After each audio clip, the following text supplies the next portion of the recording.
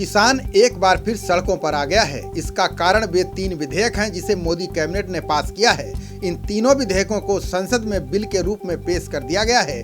केंद्रीय कृषि मंत्री नरेंद्र सिंह तोमर ने तीनों बिल संसद में पेश किए। वहीं देश के कई इलाकों में किसान संगठन और कई प्रदेशों की सरकारें इन विधेयकों का विरोध कर रही हैं। किसानों ने आज संसद तक कूच करने का ऐलान किया है। इस खास वीडियो में हम आपको बताएंगे कि आखिर इन 3 विधेयकों में क्या है, इसका विरोध क्यों हो रहा है, ये सिर्फ राजनीतिक फायदे के लिए है या इसके पीछे की वजह कुछ और ही है। आज इस मुद्दे को लेकर भाजपा अध्यक्ष जेपी नड्डा ने प्रेस कॉन्फ्रेंस की।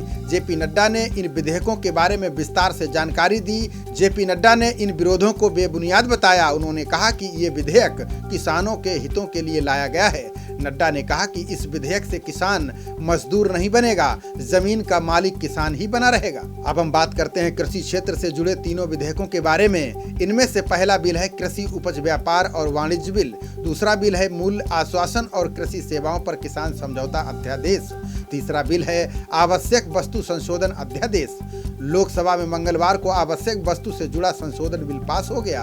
किसान संगठनों का इस बारे में मानना है कि कृषि सुधार लागू होने से किसान और उसकी उपज पर प्राइवेट कंपनियों का कब्जा हो जाएगा। सारा फायदा बड़ी कंपनियों को मिलेगा। हम सबसे पहले कृषि उपज व्यापार और वाणिज्य संवर्धन और सुविधा अध्यादेश की बात करते हैं। जेपी नड्डा ने कहा कि ये कानून किसानों की उनकी उपज को फ्री व्यापार की सुविधा देता है।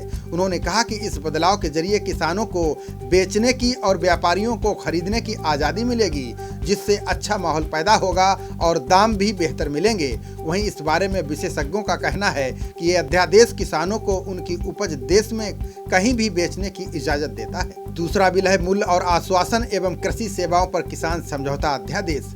इस अध्यादेश में कॉन्ट्रैक्ट फार्मिंग की बात की गई है। जेपी नड्डा ने कहा कि छोटे किसानों को ध्यान में रखते हुए ये फैसला किया गया है। सरकार का कहना है कि ये अध्यादेश किसानों को शोषण के भय के बिना समानता के आधार पर थोक विक्रेताओं, बड़े खुदरा कारोबारियों, निर्यातकों आदि के साथ जुड़ने में सक्षम बनाएगा। इससे बाजार की अनिश्चितता का जोखिम किसानों पर नहीं रहेगा।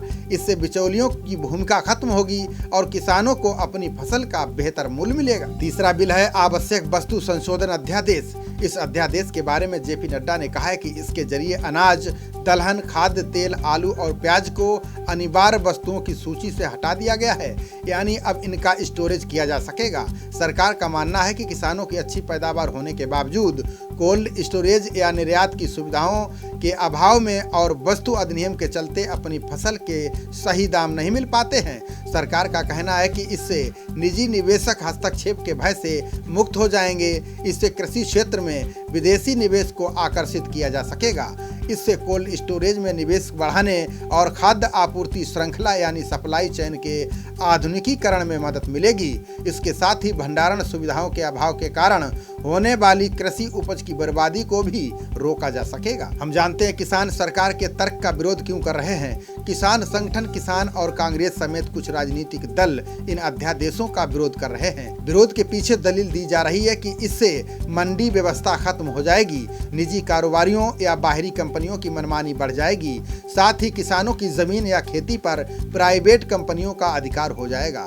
किसान किसान नहीं रहेगा, वो मजबूर और मजदूर बनकर रह जाएगा। ये भी कहा जा रहा है कि उपज के स्टोरेज से कालाबाजारी बढ़ेगी, बड़े कारोबारी इसका लाभ उठाएंगे। ये भी कहा जा रहा है कि जब मंडी सिस्टम खत्म हो जाएगा तो किसान पूरी तरह कॉन्ट्रैक्ट फार्मिंग पर निर्भर हो जाएगा।